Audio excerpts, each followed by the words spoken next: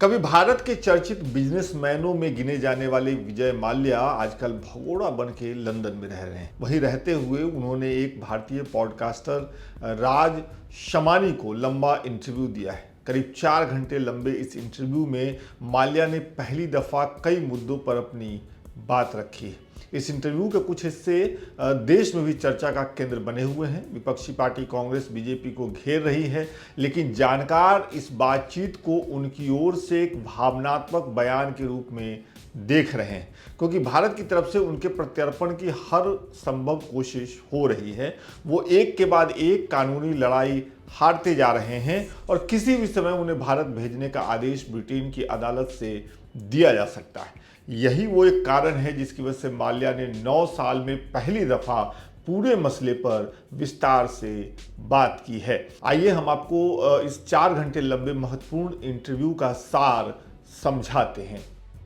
इस बातचीत में विजय माल्या ने बताया कि मार्च 2016 में भारत छोड़ने से पहले उन्होंने तत्कालीन वित्त मंत्री अरुण जेटली से मुलाकात की थी। माल्या कह रहे हैं कि जेटली से उनकी भेंट उनके दफ्तर या घर में नहीं हुई थी, बल्कि संसद भवन परिसर में चलते चलते उन्होंने वित्त मंत्री को बताया था कि एक समिट के लिए वो विदेश जा रहे हैं और वो चाहते हैं कि उनके जाने से पहले बैंक उनके साथ बैठ के सारा अकाउंट सेटल कर लें।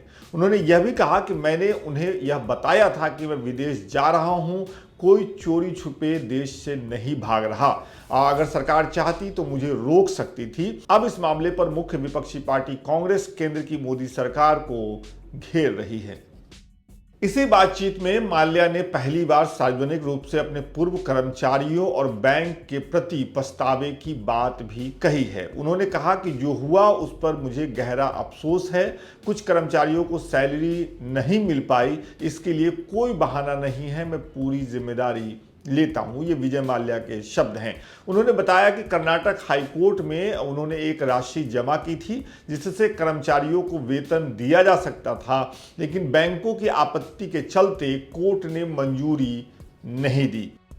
जब पॉडकास्टर ने पूछा कि उन कर्मचारियों से क्या कहना चाहेंगे जो आज भी नाराज हैं, तो माल्या ने कहा कि मैं उनसे सिर्फ माफी मांग सकता हूं। मैंने सैलरी देने की कोशिश की थी, लेकिन कानूनी अड़चनें आ गई, जिसकी वजह से उन कर्मचारियों को सैलरी नहीं मिली। तीसरी जो बड़ी बात इस बातचीत से निकल रही है वो किंगफिशर एयरलाइन को लेकर है। उन्होंने कहा कि भारत सरकार ने उन्हें किंगफिशर एयरलाइन के आकार को घटाने की अनुमति नहीं दी, जिससे कंपनी की हालत और बिगड़ती चली गई। उन्होंने दावा किया कि वर्ष 2008 में वो तत्कालीन वित्त मंत्री प्रणब मुखर्जी से मिले।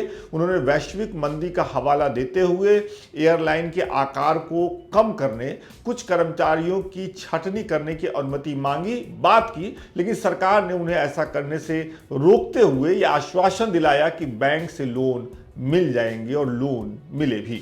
माल्या ने इस बातचीत में दावा किया कि उन्होंने जानबूझकर कोई चोरी नहीं की। उन्होंने कहा कि अगर कोई मुझे मार्च 2016 के बाद भारत नहीं लौटने के लिए भगोड़ा कहना चाहता है तो ठीक है, लेकिन मुझे चोर क्यों कहा जा रहा है? मैंने कोई चोरी नहीं की। मैं तय कार्यक्रम के तहत विदेश गया, भागा नहीं था। अपने इंटरव्यू में माल्या ने भारत की जांच एजेंसियों और न्यायिक प्रणाली पर भी सवाल उठाए। उन्होंने कहा कि सीबीआई और ईडी की कार्यप्रणाली किसी के लिए भी विश्वास नहीं जगाती है। भारत में व्यापार की विफलता को धोखाधड़ी मान लिया जाता है। उन्होंने दावा किया कि वो यूके में पूरी तरह से वैध रूप से रह रहे हैं, उनके खिलाफ कोई आपराधिक मामला वहां नहीं है। इस इंटरव्यू में उन्होंने ये भी दावा किया कि कभी किसी लुकआउट सर्कुलर की जानकारी उन्हें नहीं दी गई। वो कई बार भारत आए गए और उन्हें कभी भी रोका नहीं गया। 2018 में सीबीआई ने भी स्वीकारा था कि उन्होंने गलती से एलओसी में बदलाव किया था। पहले जिसमें माल्या को रोका जाना था, उसे बदलकर सिर्फ सूचना देने का निर्देश दिया गया। अपने किंगफिशर कैलेंडर से जुड़े एक सवाल के जवाब में उन्होंने कहा कि यह एक तगड़ा मार्केटिंग प्लान था। माल्या ने बताया कि कैसे यह कैलेंडर उनकी ब्रांडिंग रणनीति का अहम हिस्सा था। क्यों सफलता मिली? क्योंकि हमने सही लड़कियों का चुनाव किया, ये माल्या कह रहे हैं। माल्या ने कहा कि हमने सही लड़कियों को चुना, चाहे वो दीपिका पादुकोण हो या कैटरीना कैफ। सभी प्रमुख अभिनेत्रियां, स्टार्स उस कैलेंडर में युवा अवस्था में ही आ गई। हमने सही टैलेंट पहचाना। उन्होंने यह भी जोड़ा कि मैंने यह इसलिए किया क्योंकि यह एक शानदार मार्केटिंग टूल था। इससे मुझे निजी रूप से कुछ नहीं मिला, लेकिन इसने ब्रांड को जबरदस्त फायदा पहुंचाया। इसी इंटरव्यू में पहली बार उन्होंने अपनी लग्जरी लाइफस्टाइल्स और पार्टी को लेकर भी खुलकर बात की। उन्होंने स्वीकार किया कि उनकी छवि एक किंग ऑफ गुड टाइम्स की बनी थी, लेकिन उन्होंने इस छवि के पीछे की सच्चाई और मकसद को भी समझाने की कोशिश की। माल्या ने कहा कि मेरी पार्टीज, याच, कारें और फैशन स्टेटमेंट एक सोची समझी ब्रांड स्ट्रेटजी का हिस्सा थी। अगर मैं खुद गुड टाइम्स नहीं दिखाता तो मैं लोगों को गुड टाइम्स कैसे बेचता। यह बात उन्होंने अपनी कंपनी किंगफिशर और यूनाइटेड ब्रूअरीज की मार्केटिंग स्ट्रेटजी से जोड़कर बताई। उन्होंने बताया कि वो खुद ब्रांड का चेहरा बनकर उस भावना को प्रमोट करना चाहते थे जो उनकी कंपनियां बेच रही थी, मस्ती, स्टाइल और लग्जरी।